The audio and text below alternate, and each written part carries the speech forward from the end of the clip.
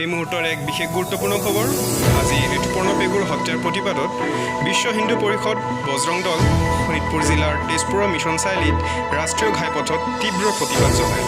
লগতে অসম চৰকাৰক দোষীক মৃত্যুদণ্ডৰে দণ্ডিত কৰাৰ লগতে আৰ্থিক সাহায্য ও ঋতুপৰ্ণা পেগুৰ পত্নীক চৰকাৰী চাকৰি প্ৰদানৰ দাবী জনায়। চাওক আমাৰ এই বিশেষ প্ৰতিবেদন।